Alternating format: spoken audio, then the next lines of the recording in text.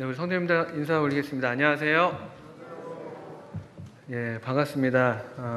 오늘 비가 오는 주일입니다. 장마가 이제 본격적으로 시작됐다고 하는데 올해 조금 비가 작년보다 좀 많이 오는 것 같기도 하고요.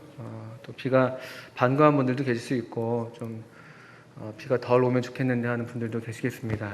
어쨌든 이런 그 일기 가운데 또 주님께서 계속 우리에게 주시는 또 은혜대로 풍성하게 누리실 수 있으면 좋겠습니다. 오늘 저와 함께 마가복음 9장 말씀을 같이 보시겠습니다. 성경 마가복음 9장을 함께 펴주시면 감사하겠습니다.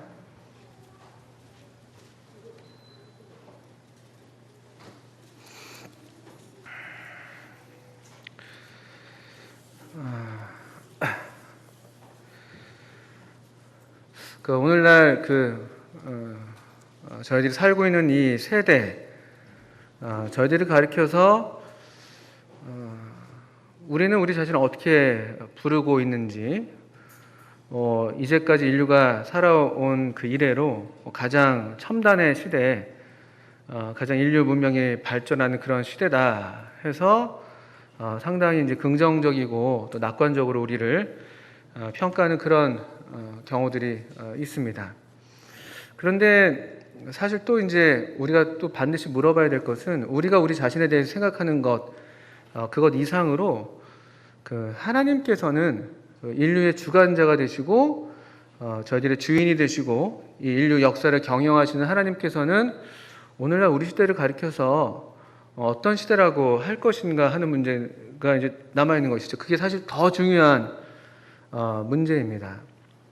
사람들은 보통 저도 그렇지만 자기가 자기 자신을 잘 알지 못합니다. 저는 제가 머리가 이렇게 별로 없는지 솔직히 잘 모르겠어요. 근데 이렇게 성도님들 뵐 때마다 이렇게 저렇게 위아래로 항상 이렇게 보시면서 이렇게 안쓰러운 눈을 이렇게 주시곤 합니다. 근데 저는 사실 잘 모르겠어요. 거울을 보면은 이렇게 머리를 볼 수가 없잖아요. 이렇게 얼굴만 보니까 얼굴이 오늘 좀 커졌더라고요. 이렇게 머리를 짧게 잘라서 그런지 그 정도 좀 보고, 또 그리고 가끔 사람들은 이제 여러 가지 이제 우리 자신을 비춰보면서 여러 감정들을 갖곤 하죠. 마음에 들 때도 있고 정말 이렇게 한없이 마음에 안 들 때도 있고, 또 우리가 우리 자신을 바라보는 그런 어떤 평가나 그런 판단들은 사실 그래서 너무나 부정확한 게 사실이죠. 그게 모든 면에서 다 이렇게 적용된다고 볼 수가 있겠습니다. 우리의 어떤 실제 우리 개인의 삶에서도 그렇고 직장 생활도 그럴 수 있을 겁니다. 나는 직장 생활 엄청 잘한다고 생각하는데 옆에 있는 동료라든지 바로 직속 상사는 저 때문에 아주 고생하고 있을지도 모릅니다. 또 반면에 거꾸로 나는 너무나 부족하다고 생각하는데 그런데 사람들이 꽤 나를 통해서 유익을 얻고 나를 기뻐하는 그런 경우도 있기도 하죠. 같은 이런 부정확한 판단들을 우리가 갖고 있습니다. 오늘날 우리의 시대에 대해서도 이제 마찬가지라고 말씀을 드렸는데요. 9장 14절부터 29절까지 이 오늘의 본문이 될 텐데, 이 본문에서도 특별히 우리 주님께서 한 사건을 지금 기록하고 있는데, 우리 주님께서 우리의 세대를 가리켜서 하시는 말씀이 좀 나와 있습니다. 일단 우리 14절부터 29절까지 한번 읽어보겠습니다. 이에 그들이 제자들에게 와서 보니 큰 무리가 그들을 둘러싸고 서기관들이 그들과 더불어 변론하고 있더라. 온 무리가 곧 예수를 보고 매우 놀라며 달려와 문안하거늘 예수께서 물으시되 너희가 무엇을 그들과 변론하느냐? 무리 중에 하나가 대답하되 선생님, 말 못하게 귀신 들린 내 아들을 선생님께 데려왔나이다. 귀신이 어디서든지 그를 잡으면 거꾸러져 거품을 흘리며 이를 갈며 그리고 파리해지는지라. 내가 선생님의 제자들에게 내쫓아달라 하였으나 그들이 능히 하지 못하였더이다. 19절입니다. 대답하여 이르시되 믿음이 없는 세대여, 내가 얼마나 너희와 함께 있으며 얼마나 너희에게 참으리요. 그를 내게로 데려오라 하시매 이에 데리고 오니 귀신이 예수를 보고 곧 그 아이로 심히 격려를 일으키게 하는지라. 그가 땅에 엎드러져 구르며 거품을 흘리더라. 예수께서 그 아버지에게 물으시되 언제부터 이렇게 되었느냐 하시니 이르되 어릴 때부터니이다. 귀신이 그를 죽이려고 불과 물에 자주 던졌나이다. 그러나 무엇을 하실 수 있거든 우리를 불쌍히 여기사 도와주옵소서. 예수께서 이르시되 할 수 있거든이 무슨 말이냐? 믿는 자에게는 능히 하지 못할 일이 없느니라 하시니 곧 그 아이의 아버지가 소리를 질러 이르되 내가 믿나이다. 나의 믿음 없는 것을 도와주소서 하더라. 예수께서 무리가 달려와 모이는 것을 보시고 그 더러운 귀신을 꾸짖어 이르시되 말 못하고 못 듣는 귀신아 내가 너에게 명하노니 그 아이에게서 나오고 다시 들어가지 말라 하시매 귀신이 소리 지르며 아이로 심히 경련을 일으키게 하고 나가니 그 아이가 죽은 것 같이 되어 많은 사람이 말하기를 죽었다 하나 예수께서 그 손을 잡아 일으키시니 이에 일어서니라. 집에 들어가심에 제자들이 조용히 묻자오되 우리는 어찌하여 능히 그 귀신을 쫓아내지 못하였나이까 이르시되 기도 외에 다른 것으로는 이런 종류가 나갈 수 없느니라 하시니라. 귀신 들린 그 아이를 고치시는 우리 예수님께서 이 땅에 계시면서 많은 병든 자들 또 아픈 사람들 또 귀신 들린 사람들 고치셨던 여러 사건들이 있었는데 그 중에 한 사건이라고 이제 볼 수 있을 그런 내용이죠. 특별한 우리 성경에서는 오늘날 우리에게 특별한 일이지만 성경의 예수님의 이야기에서는 뭐 사실 특이할 만한 게 없어 보이는 그런 사건처럼 보일 수도 있습니다.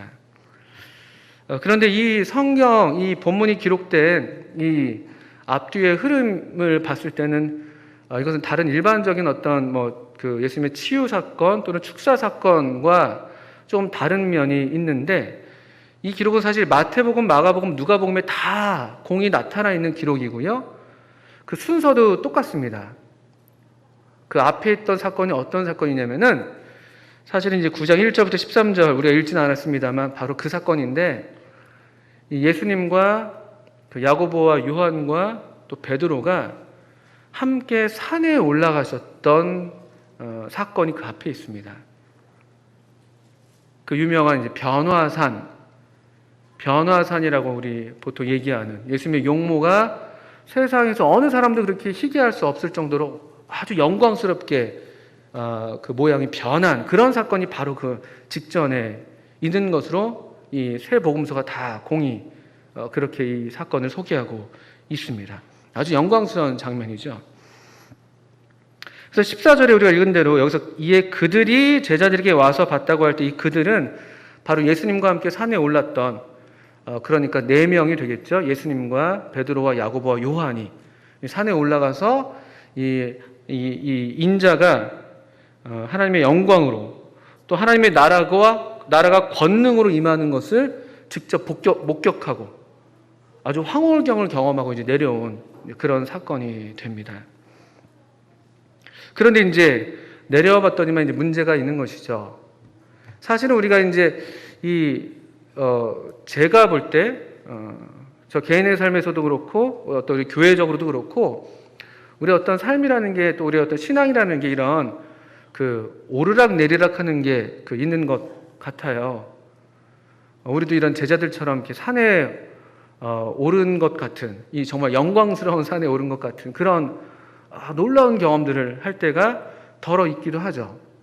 또 특별한 집회에서 그런 하나님의 은혜를 경험하기도 하고, 또 하나님과 친밀한 관계 가운데 있으면서 정말 하나님께서 나에게 말씀하시고, 또 하나님의 임재를 정말 이렇게 맛보고, 하나님의 나라가 정말 그 권능으로, 여기 우리 9장 1절에 후반부에 있는 것처럼 하나님의 나라가 권능으로, 그 능력이죠, 능력.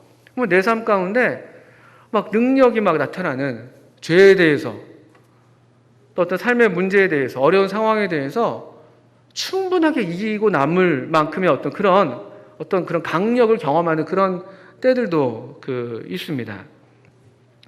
그런데 또 반면에 이제 14절 우리가 읽은 본문처럼 또 어떤 때는 정말 우리의 그 삶이 항상 산 위에만 있는 게 아닌 것처럼 여겨지는 산 아래. 또 산 아래 그냥 평지면 차라리 나은데 평범하면 차라리 나은데 평범하다 못해 사실은 골짜기 저 깊은 데까지 떨어지는 것 같은 그런 또 날들을 보내기도 하죠. 여기 우리가 읽었던 본문에서 사실 이 아버지와 아들이 바로 그런 삶 가운데 아주 오랫동안 고통하고 있는 것을 보게 됩니다.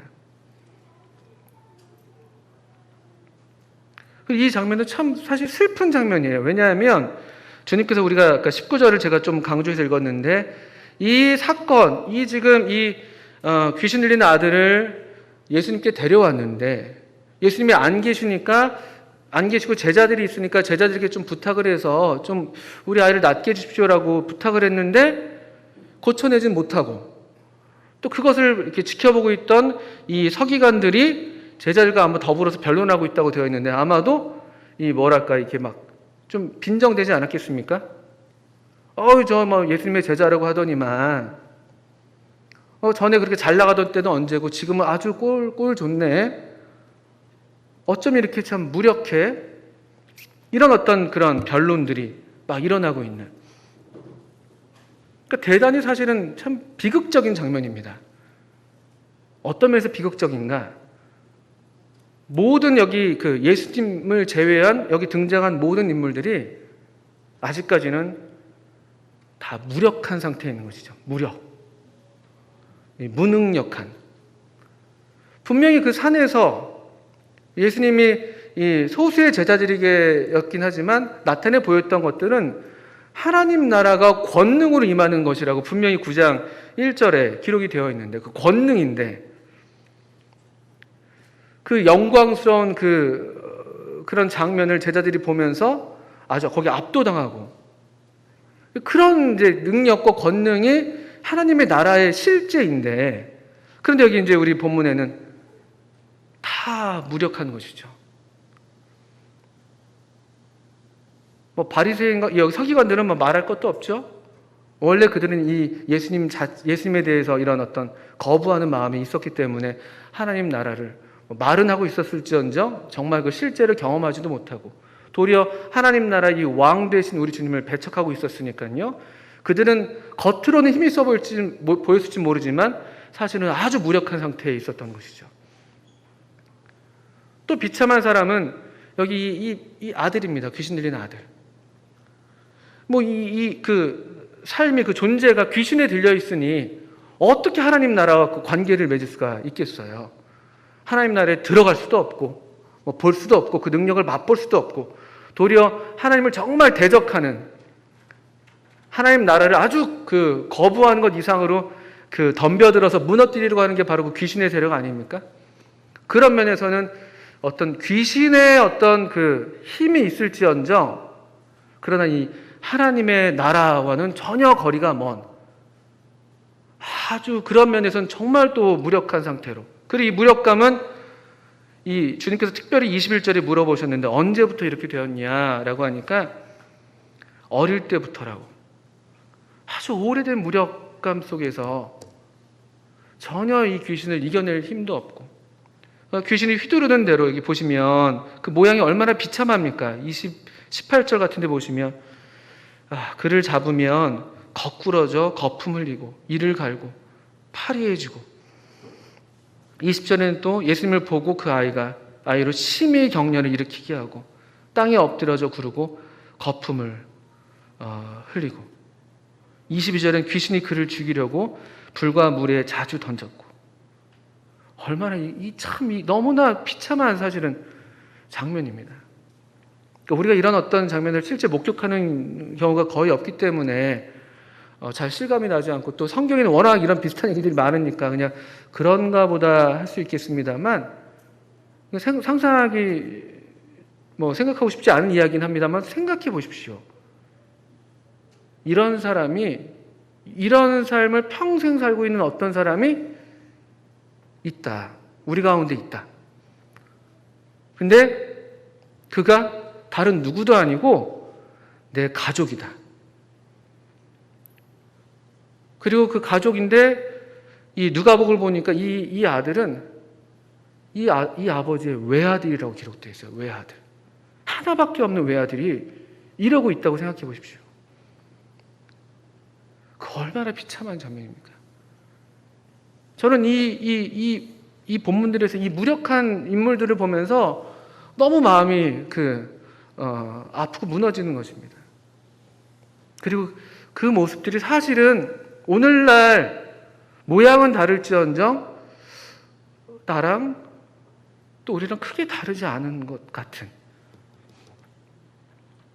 또 이 귀신에게 시달리는 아들을 바라보면서 아무것도 할 수가 없는 그 아버지가 느꼈을 그 무력감들.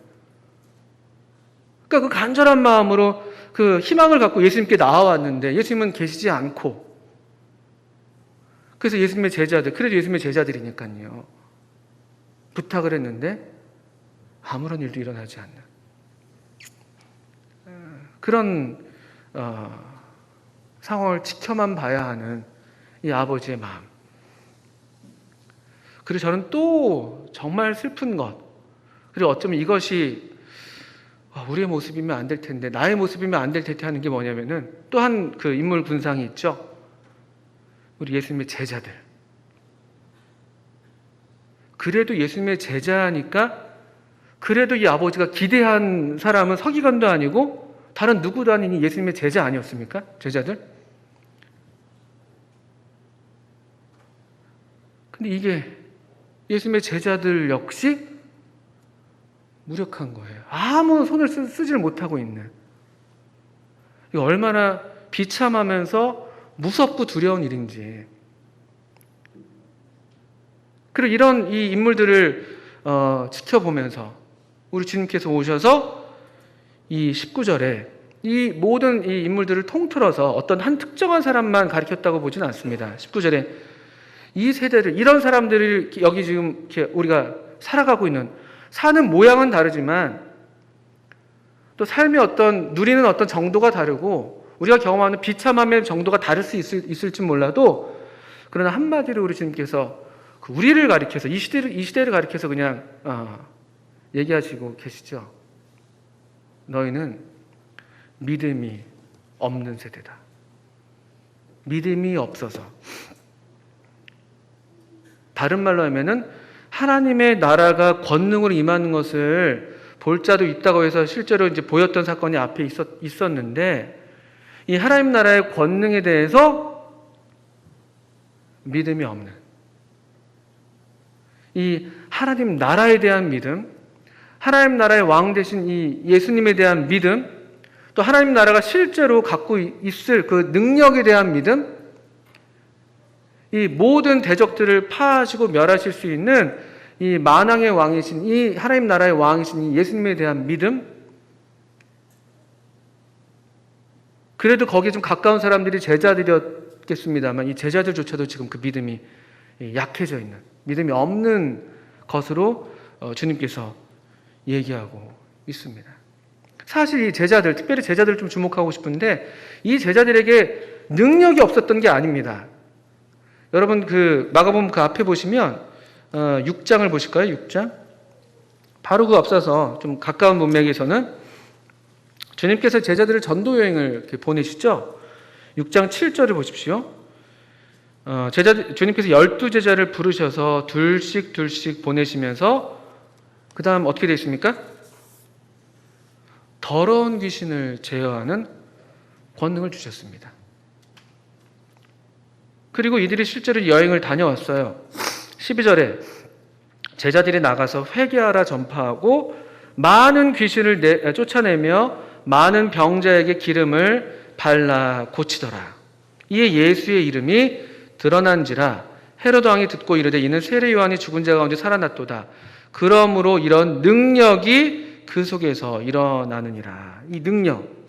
그러니까 제자들은 이미 앞서서 충분히 이와 같은 경험들을 했었어요. 주님께서 주신 권능을 갖고 아주 어떤 담대한 마음으로 나아가서 복음을 전파하고, 또 실제로 이 하나님 말씀 앞에, 이 능력 앞에서 귀신들이 내쫓김을 당하고 병자들이 고침을 받는 그런 역사를 이들이 갖고 있었습니다. 또 실제로 제자들의 어떤 정체가, 주님께서 제자들을 선택하신 이유가 바로 여기에 있었다고 또 그 앞에 마가복음 3장에 기록되어 있습니다. 3장 13절부터 좀 보시겠습니까? 3장 13절.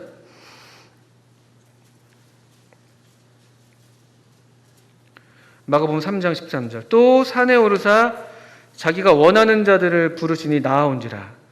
이에 12를 세우셨으니 이는 자기와 함께 있게 하시고 또 보내사 전도도 하며 귀신을 내쫓는 권능도 가지게 하려 하심이러라 하면서 이 12를 세우셨다. 이 12명이 아까 6장에서 둘씩 전도하러 나갔다고 기록이 되어 있는 것입니다. 또 이 9장에서도 이 12명 중에서 3명은 주님과 함께 산에 가 있었던 거고 나머지 한 9명 되는 제자들이 여기서 지금 산 아래에서 이 귀신 들린 아들을 어쩔 줄 몰라서 지금 우왕좌고 있는 그런 그 다 동일한 사람들입니다. 동일한 사람. 문제는 그러니까 권능이 없는 게 문제가 아닙니다. 그걸 이해하시겠습니까? 제자들이 권능이 없었다고 오해하시면 안 됩니다. 이미 제자들은 충분하게 권능을 받았고 그걸 가지고 있었고 실제로 그걸 사용해 본 적이 있었고 또 권능이 정말 능력으로 역사하는 것을 보면서 하나님께 찬송을 돌렸던 그런 사람들이었다는 것이죠. 그런데 지금 여기 마가복음 9장에서는 이 장면에서는 이 권능 있는 제자들이 아무것도 행하지 못하는 오히려 그 서기관들에게 둘러싸여서 그 어떤 변론의 대상이 되는 그런 모양으로 전락해 있는 것이죠. 믿음이 없는 세대. 그 중에 어쩌면 주님께서 제가 볼 땐 다 여기 속해 있는 4종류의 사람들이 다 해당될 수 있겠습니다만 또 특히나 이 제자들에 대한 안타까움은 더 컸겠죠. 왜냐하면은 기대가 그래도 제자들이니까 그리고 실제로 권능이 주어졌던 사람들이니까 주님이 이렇게 탄식하시는 것이에요. 믿음이 없는 세대다. 믿음이 없는 세대다. 저는 이 주님의 이 말씀이 참 두렵게도 오늘날 저에게 하시는 말씀은 아닌가? 또는 혹여나 제가 큰 문제겠습니다만 우리에게 하실 수 있는 우리가 이 말씀에 해당되는 것은 아닌가? 라는 그런 두려운 마음을 갖게 되는 것이죠. 과거에 하나님의 은혜를 우리가 풍성하게 누렸던 시절들을 종종 그 회고하시는 말씀들을 듣지 않습니까? 권능이 정말 하나님의 나라가 말에 있지 않고 능력으로 나타나는 그런 대외적으로 이제 그런 경우들. 또 정말 초대교회가 그랬던 것처럼 하나님의 권능이 그들의 삶 가운데 나타나서 백성들로부터 두려워하기도 하고 또 칭송을 받기도 했던 그런 시절들에 대해서 우리가 뭐랄까요 그런 그리운 마음을 갖고 회고하곤 합니다. 소위 우리 크리스찬들이 기독교가 이 세상으로부터 어떻게 좀 존경을 받고 그런데 지금은 그 이야기들과 사뭇 다른 현실을 우리가 지금 맞닥뜨리고 있는 것은 아닌가? 권능이 나타나지 않으니까.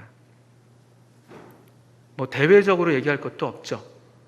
그냥 개인적으로 우리 개인의 삶에서 저 자신의 삶에서 정말 이 하나님의 권능이 이 하나님의 나라가 권능으로 임하는 것이라고 되어 있는데 정말 1차적으로 내 개인의 삶에서 하나님의 나라라고 말할 수 있는 그런 삶이 내 삶인가? 다른 말하면 내 삶 가운데 이런 귀신의 역사와도 같은 이런 어떤 죄악된 것들, 부정한 것들, 우리의 삶을 살지 못하게 하는 것들, 사랑하기보다는 증오하는 것들, 나누기보다는 욕심을 갖는 것들, 더 많이 갖는 것처럼 보이지만 오히려 파리해지는 것 같은, 겉으로는 멀쩡해 보이지만 사실 속으로는 이렇게 막 거품을 흘리고 떼굴떼굴 구르고 거꾸러지고 이를 갈고 이런 모습들이 이런 어떤 우리의 죄악된 본성들 또 귀신이 처소를 삼기 좋아하는 우리의 어떤 이 육신의 정욕들이 하나님 나라의 권능으로 이것들이 제하여지고 있는가? 아니면 그냥 하나님의 나라는 저 멀리 그냥 나중에 세상을 떠나서 그래도 험한 데 가지 않고 그래도 좋은 데 가는 그냥 그 정도로 생각하고 그냥 우리의 삶은 그냥 여전히 비참하게도 혹시 그래서는 안 될 일이겠습니다만 무능력한 상태에서 죄를 한 번도 제대로 이겨본 적도 없고 어떤 하나님을 위해서 우리 자신을 제대로 들여본 적도 없고 우리의 물질을 하나님 나라를 위해서 기쁘게 손을 벌려서 베푼 적도 없고 그냥 우리 자신에게 그냥 사로잡혀가지고 어떻게 하면 내가 더 많이 어떻게 하면 내 삶을 더 윤택하게 어떻게 하면 내가 좋아하는 것들을 더 내가 원하는 만큼 할 수 있을까? 그게 사실 귀신 들린 삶의 모습이죠. 겉으로는 우리가 그렇게 안 보이지만 그게 저한테는 대단히 두려운 그 질문이 아닐 수가 없습니다.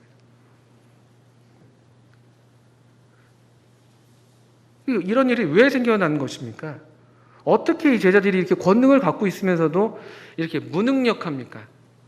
우리 역시 마찬가지잖아요. 우리 안에 성령께서 우리 생명의 성령의 법, 이 죄와 사망의 법이 아니라 생명의 성령의 법이 우리 안에 심겨져 있는데 우리 안에 정말 이 하나님의 성령께서 이 능력의 영이 우리 안에 계시는데 왜 우리 삶에 이렇게 권능이 나타나지 않는가? 왜 하나님의 나라가 내 삶이 하나님의 나라라고 말할 수가 없는가? 왜 내 삶은 여전히 이렇게 그냥 비참한가? 여러 의미에서. 19절에 우리 주님께서 권능 있는 제자들과 참 다른 반응을 보이시는데 19절에 주님께서 이 끝자락에 이렇게 말씀하십니다. 이렇게 탄식하신 이후에 그를 내게로 데려오라. 저는 이 말씀이 참 좋습니다. 그를 내게로 데려와라. 얼마나 이 확신 있는 말씀이세요. 얼마나 권세 있는 말씀이세요.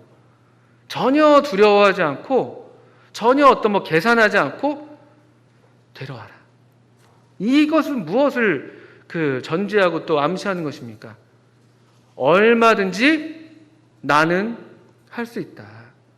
얼마든지 나에게는 이 권능이 있다. 능력이 있다. 이 귀신 들린 이 아들을 고쳐낼 수 있는 이 아들의 삶에서 이 아들을 이토록 괴롭히는 귀신을 내쫓을 수 있는 권능이 내게 있다는 아주 권세 있는 그런 말씀입니다. 그렇지 않습니까? 여러분 어느 누구라서 여기 어떤 곤란 가운데 있는 경제적으로든 이런 어떤 육체적으로든 영적으로든 정서적으로든 그런 사람들이 우리가 알고 있는 사람들이 얼마나 많습니까? 우리도 슬프게도 우리 가족 중에 그럴 수 있잖아요. 근데 그런 누군가를 향해서 제가 그를 내게로 데려와라. 또 여러분 중에 누가 그렇게 말씀하실 수 있는 분 계십니까? 우리 중에 의사들 많이 덜어 계신데 내게로 데려오세요 이렇게 말씀하실 수 있습니까? 예, 약간 좀 고민하시는 것 같습니다. 제가 너무 도발적인 질문을 어느 의사라서 모든 병을 다 고칠 수 있겠다고 장담할 수 있겠어요? 저는 이제 교사인데 제가 감히 제가 일하고 있는 학교에 보내세요. 확실하게 고쳐드립니다. 이 아이 확실하게 인류대학 갑니다. 확실하게 구원받을 수 있습니다. 제가 이렇게 말할 수 없습니다. 저희도 이제 중간중간에 이제 학생들이 오겠다고 이제 상담을 해오는 경우가 있는데요. 이렇게 말할 수 있으면 참 좋겠어요. 데려오십시오. 엄청 회의를 많이 합니다. 안 될 것 같은, 저희가 감당이 어려울 것 같아요. 이런 얘기 막 하고 그래요. 이게 이제 우리들의 모습이잖아요. 어느 누구라서 그를 내게로 데려와라. 근데 우리 주님께서는 이렇게 말씀하실 수 있는 분이시고 말씀하신 대로 행하실 수 있는 분이시니까 얼마나 이게 감사하고 다양한 일입니까? 그러니까 우리 중 누구라도 우리 개인적으로도 어떤 문제가 있더라도 주님께 나아가기만 하면 된다는 것이죠. 나아가기만 하면. 주님은 우리를 또 오라고 부르시고 계신 것이고 또 우리 개인이 아니라 우리 가족 중에서 또 우리 가까운 사람들 중에서 이런 어려움 가운데 있는 사람들이 있다면 우리 담대하게 얘기할 수가 있는 거예요. 주님께로 나아가자. 나는 비록 할 수 있는 게 없지만 아무개야. 아버지, 어머니, 아무개야. 하나님께 나아가자. 성경을 같이 읽어보자. 한번 기도해보지 않겠어? 우리 그렇게 말할 수 있습니다. 그렇게 말해야 하는 것이죠. 그렇게 말해야 되는 것이죠. 우리 누구에게로 데려가겠습니까? 그를 내게로 데려오라. 그 얼마나 놀라운 말씀입니까? 그런데 이제 이미 한번 기대가 꺾였던 이 아버지의 반응이, 특별히 마가복음 아버지의 이야기가 좀 더 부각돼서 나타나고 있는데요. 22절에 이 아버지가 한 번 지금 실패를 경험했잖아요. 이미 벌써 오랫동안 뭔들 안 해봤겠습니까? 우리 뭐 다른 성경에서 12해 동안 그 혈루병을 앓았던 여인에 대한 이야기가 있는데, 그가 많은 의원들한테 가서 재산을 다 허비했다는 이야기가 나오는데요. 그런 일들을 왜 안 했겠습니까? 자식이 지금 아픈데 뭔들 안 했겠어요? 뭔들 여기도 보내보고 저기도 보내보고, 용하다는 어떤 병원도 가보고, 또 뭐 어디 뭐 좋은 학교도 보내보고. 우리 자식들에 한번 오늘날의 우리 자녀들에 대해서 생각해 보신다면요, 뭔들 안 하셨겠냐고요. 좋다는 것은 다 해보지 않았겠어요?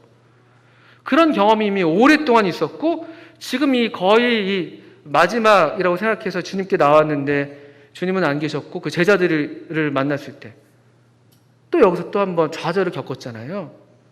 그러니까 아버지가 참 안타까운 마음이 너무나 이해가 되는 것이죠. 22절에 이 아버지가 이렇게 얘기합니다. 데려오라고 하셔서 데려오려고 이제 하는 것 같긴 하죠. 그런데 좀 이렇게 사족을 달죠. 그러나 무엇을 하실 수 있거든 우리를 불쌍히 여기서 도와주옵소서. 좀 이제 마음이 좀 위축되어 있습니다. 무엇을 하실 수 있거든. 이해가 되는 반응이잖아요.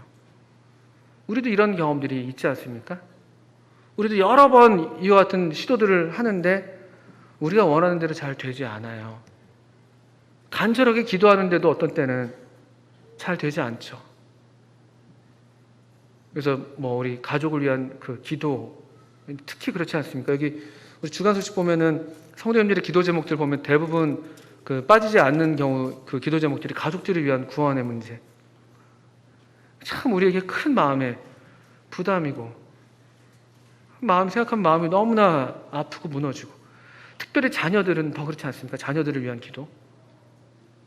뭐 부모들을 위해서도 마찬가지지만 얼마나 참 그래요. 근데 이게 기도한 대로 바로바로 되면 참 좋은데, 그렇지 않은 것처럼 보이면 우리 마음이 이제 약해지잖아요. 기도도 약해지고, 그냥 이제 마음이 실리지 않는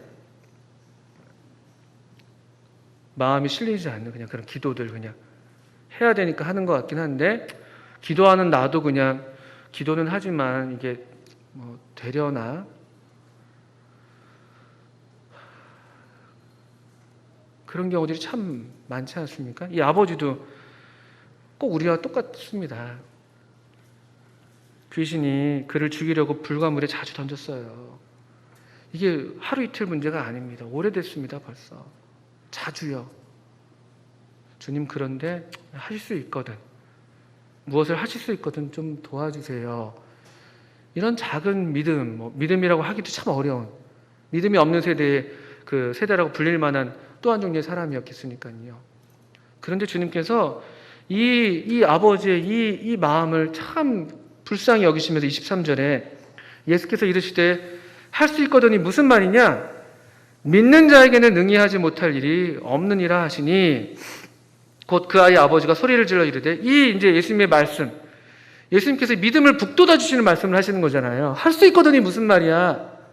너 정말 나를 믿어? 내가 정말 이 하나님 나라의 왕이라는 사실을 믿어? 내가 권능이 있는 것을 정말 믿어? 나야, 나. 그를 내게로 데려와. 이 주님 자신을 이렇게 들어서 그 믿음을 북돋아 주시고 격려하시죠. 믿는 자에게는 능히 하지 못할 일이 없다. 믿음. 우리가 믿는 믿음도 중요한 것이고, 또 우리가 믿는 그 믿음의 대상, 우리가 믿는 분, 사실 이것이 이제 이어지는 내용이 되는 것이죠. 그래서 이 하나님 나라의 권능, 그분의 왕권, 그분의 주권, 그것을 믿는다면 능히 하지 못할 일이 없다. 그 하나님의 능력을 힘입어서 우리가 담대함으로, 확신으로 또 간절하게 더욱 기도할 수 있다는 것이죠. 구할 수 있다는 것이죠.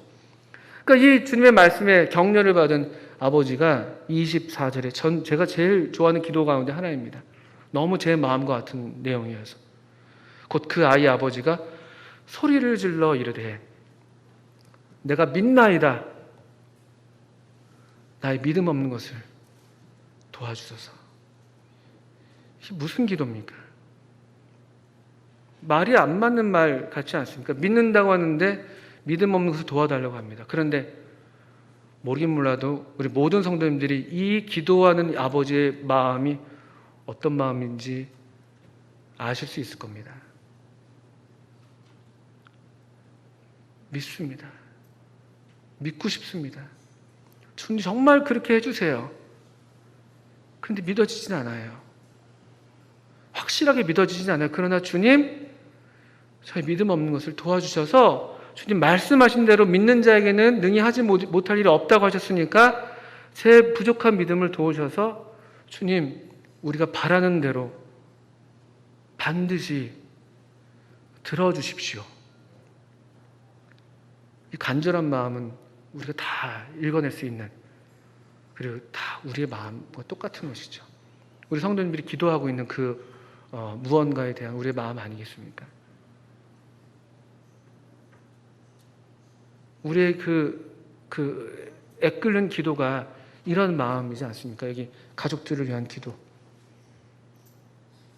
뭐 이제 주보를 갖고 올라왔는데 동생 부부의 구원을 위해서, 처남의 구원을 위해서, 이런 기도들. 이 아버지의 마음은 그대로 우리들의 마음과 똑같은 것이죠. 그런 이 아버지의 부르짖음을 주님께서 다 들으시고, 사실은 주님께서 그냥 고치셔도 될 수 있는 일이잖아요. 이 귀신 그냥 내어 쫓으면 됐던 일이잖아요. 그냥 오시자마자. 근데 주님께서는 이와 같은 과정을 이 아버지와 더불어서 가지셨습니다. 그리고 이것이 성경에 기록되어 있는 것이죠. 왠가 하면 우리에게 주시는 이런 교훈들, 우리를 격려하시는, 우리의 믿음 없음을 책망하시면서 동시에 그래서 우리로 다시 믿음으로 우리의 믿음을 북돋아 주시는 이 주님을 우리로 볼 수 있게 하기 위해서 이와 같은 내용들이, 이와 같은 과정이 있었다고 분별이 됩니다. 그리고 이제 25절 이후에 우리가 바라던 대로 주님께서 그 귀신을 내어 쫓으십니다. 근데 이것도 참 흥미로워요. 사람들이 봤을 땐 귀신들을 이제 내어 쫓았는데 아이가 죽은 것 같이 되었다고, 많은 사람들은 죽었다고 얘기했어요. 그냥 아마 이렇게 축 늘어지는 그런 모양이었나 보죠. 아니면 의식을 잃었던지 간에. 그러니까 사람들은 죽었다고 생각해요. 사람들은 이 영적인 세계에 대해서 무지하기 때문에 이 어떻게 사람이 살아나고 어떻게 사람들이 살지 못하는 것에 대해서 잘 알지 못하는 거죠. 겉으로 보이는 모양만 봐서, 겉으로 볼 때는 이건 안 돼. 이거 죽었어. 끝났어. 이게 이제 믿음이 없는 세대들의 반응이란 말이에요. 우리가 기도했고, 믿음으로 기도했고, 간절히 기도했고, 이 하나님의 능력을 힘입어서 기도했다면 하나님께서 일하실 것을 우리가 충분히 기대할 수 있는데, 겉으로 보이는 모양만 봐서는 죽은 거예요. 죽은 거. 절망이죠. 또다시 절망이죠. 근데 아니라고요. 죽은 게 아니었죠. 여기 27절에 그 손을 잡아 일으키시니 아이가 일어섰습니다.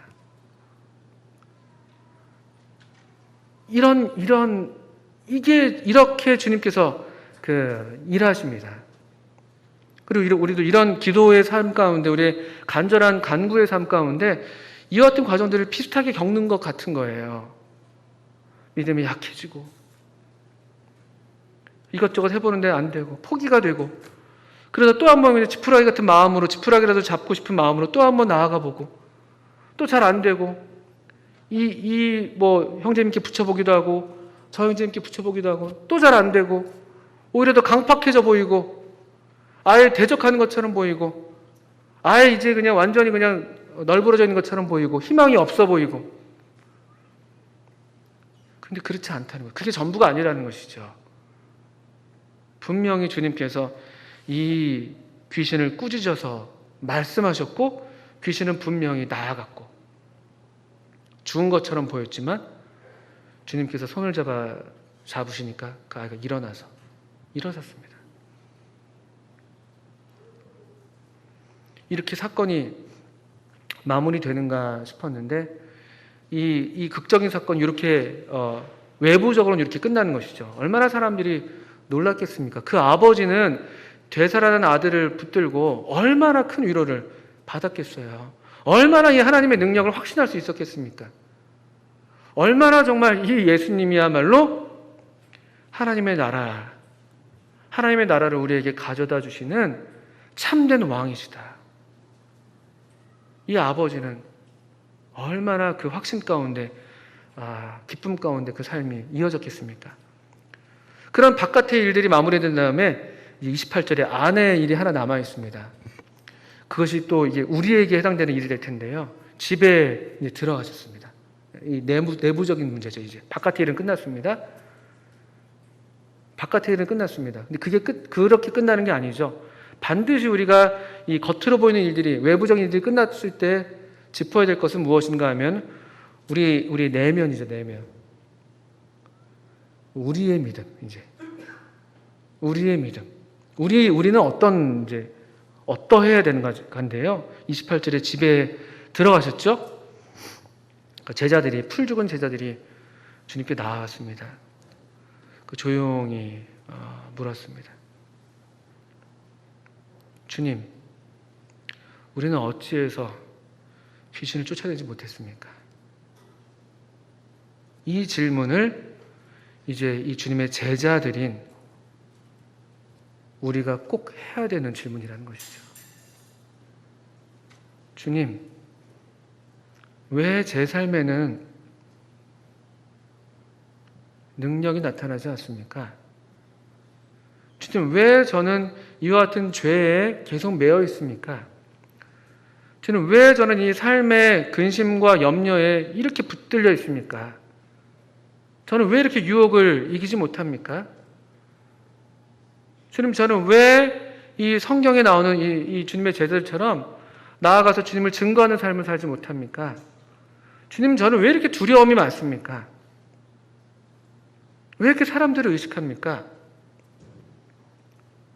우리 개인의 삶에서든 우리의 외적인 증거의 삶에서든 우리가 물어야 될 질문이, 이 집에 들어와서 조용하지만 반드시 물어야 될 질문, 주님, 우리는 어찌하여 능히 그 귀신을 쫓아내지 못했습니까?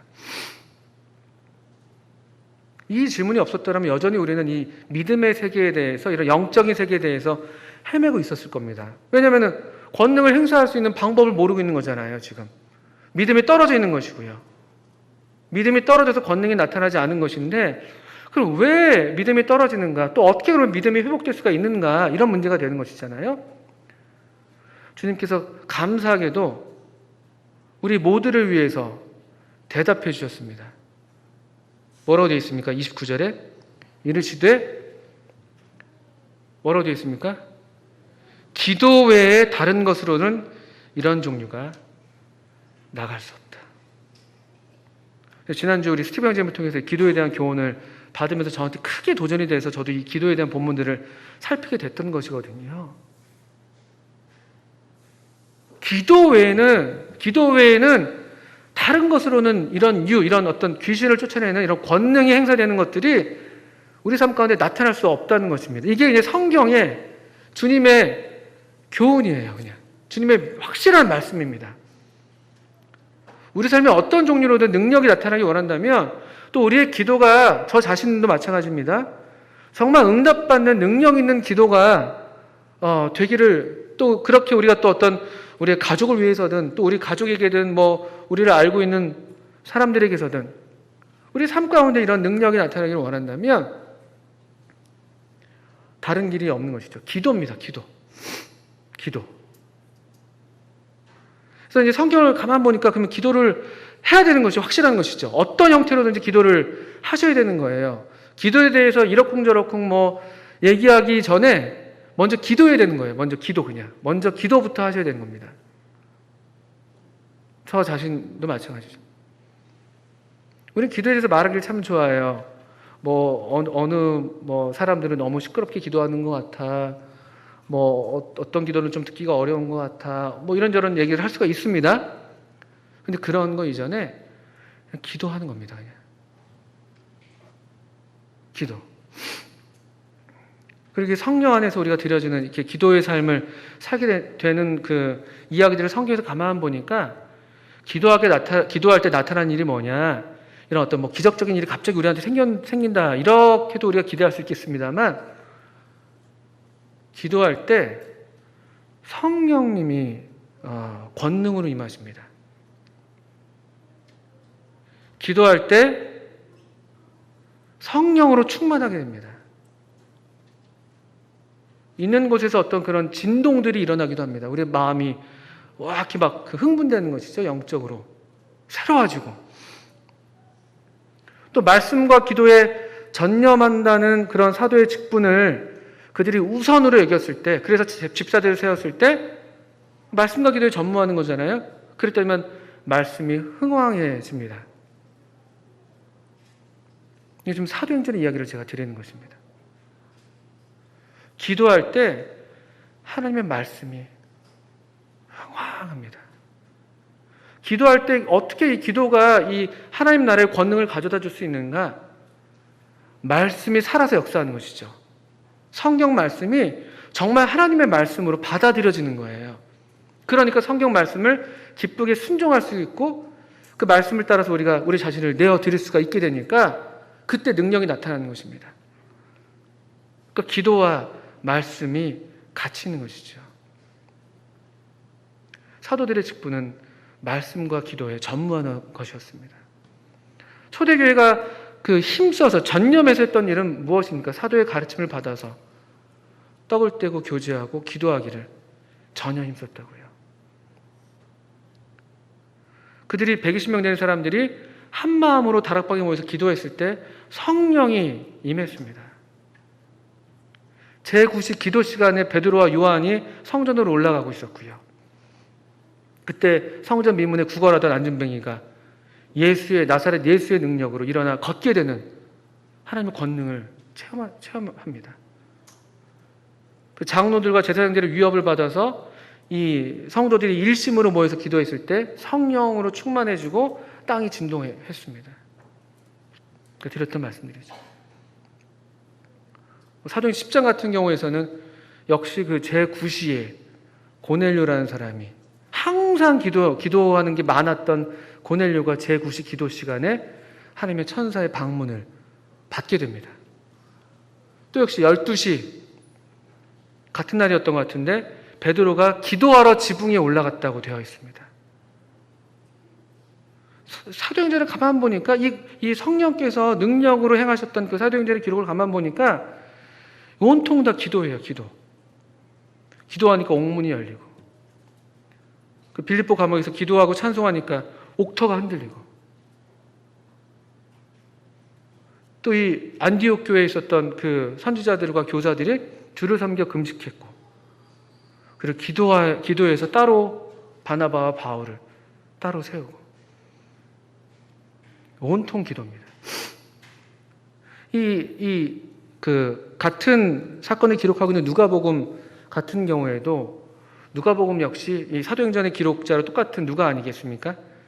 이 기도 생활에 대한 말씀이 얼마나 많이 나오니 특별히 우리 주님의 기도 생활에 대해서 주님은 아주 그 중요한 순간순간마다 특별히 누가는 그런 것들을 빼놓지 않고 있는데 주님의 기도하신 장면들을 일부러 기록하고 있는 것처럼 보입니다. 이를테면 누가복음 3장 같은 말씀 한번 펴보시죠. 누가복음 3장에 우리가 다 아는 공관복음에 다 기록되어 있는 예수님이 침례 받으시는 장면인데요. 3장 21절에 백성이 다 세례를 받을세 예수도 세례를 받으시고 기도하실 때에 하늘이 열리며, 다른 공간복음에는 기록되어 있지 않습니다. 침례받은 기록은 있지만 이때 예수님께서 기도하셨다는데요. 기도하실 때에 하늘이 열렸어요. 기도하실 때. 놀라운 말씀 아닙니까? 누가는 이것을 직접 체험적으로 알았던 사람이죠. 사도행전의 그 기록들을 통해서, 사도행전의 사건들을 통해서. 정말 맞다. 기도할 때 하늘이 열린다.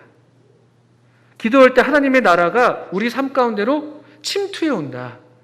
참으로 우리가 주기도문에서 말한 것처럼 하늘에 계신 우리 아버지여 이름이 거룩히 여김을 받으시오며 나라가 임하옵시며 라고 할 때 그 기도대로 정말 우리가 기도할 때 하나님의 나라가 우리 삶 가운데서 구현되는, 온전하진 않지만 이것이 하나님의 나라구나 라고 알 수 있을 그런 권능 있는 삶이 된다는 것이죠.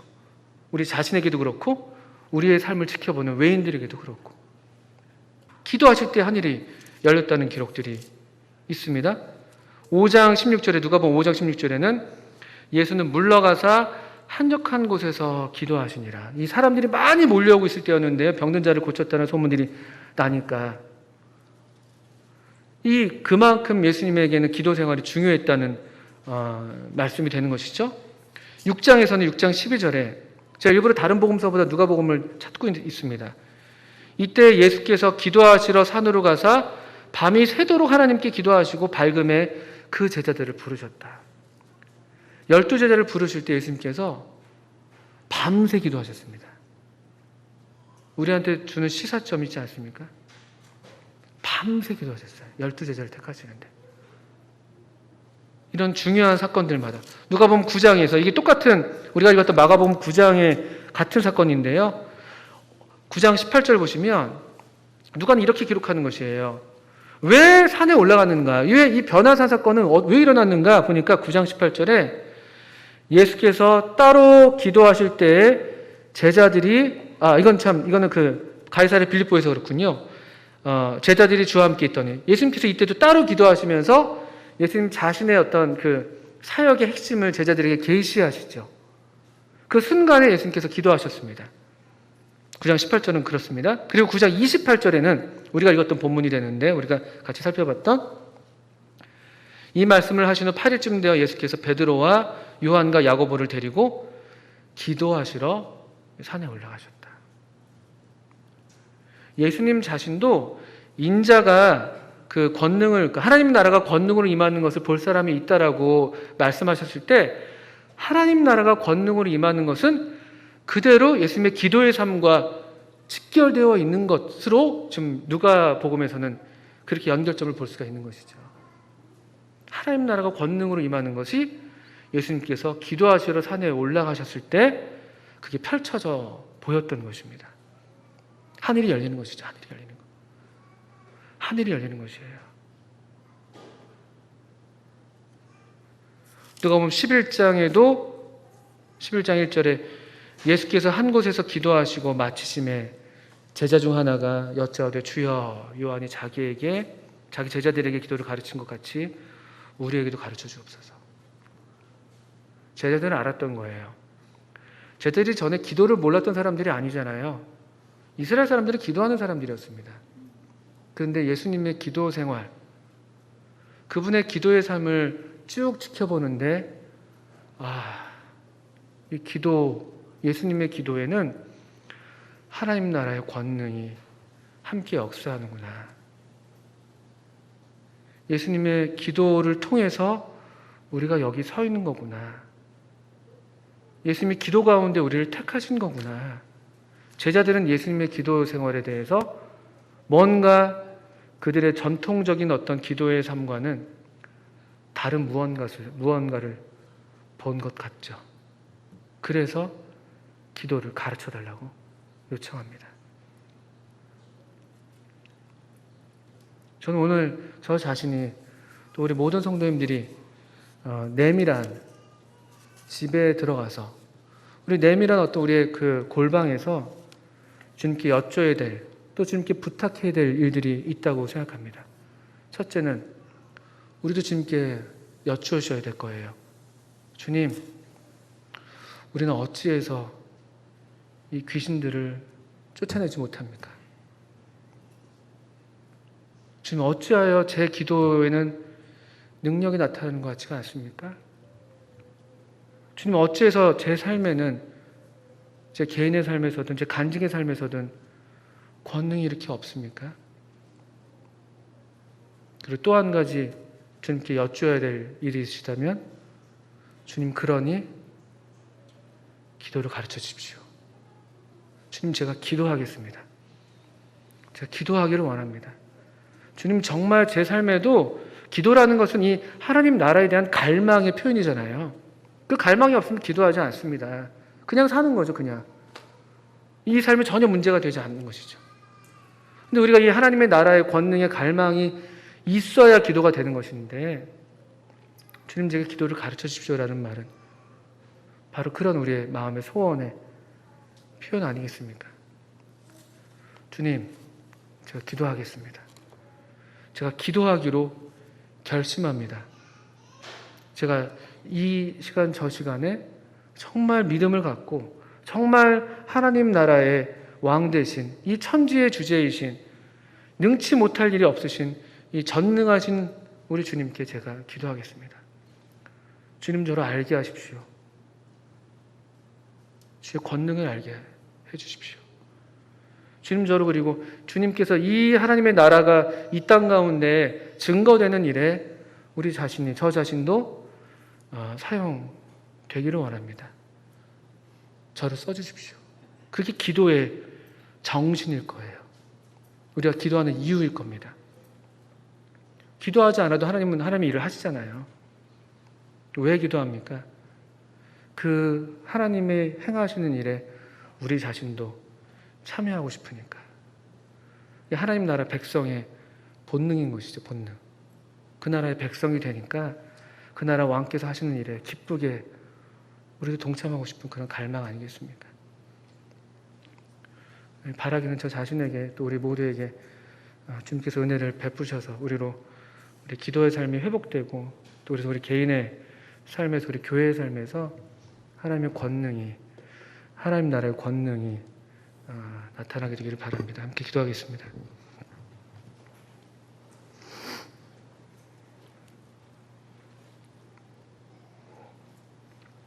아버지 하나님, 저희들이 우리 자신을 볼 때는 너무나 부족하고 정말 믿음이 없는 그런 믿음이 없는 세대인 것을 압니다. 그러나 주님, 주님의 말씀이 참으로 확실하고 또 능력 있는 것을 저희가 믿사오니, 또 이 말씀을 우리에게 주셔서 다시 우리의 믿음을 새롭게 하시고 우리를 기도의 자리로 초대하신 줄 알고 저희가 기쁘게 주님께 나아가기를 원합니다. 주님, 우리를 도우셔서 우리 개인의 삶에서 기도의 자리가 회복되게 하시고, 또 우리의 기도의 삶을 통해서 하나님의 권능이 우리 개인의 삶에, 또 우리의 간증의 삶에서 풍성하게, 또 충만하게 나타나게 되어서 모든 영광이 하나님께 올려지게 되기를 원합니다. 우리를 도우시옵소서. 예수님의 이름으로 하나님 아버지께 기도합니다. 아멘.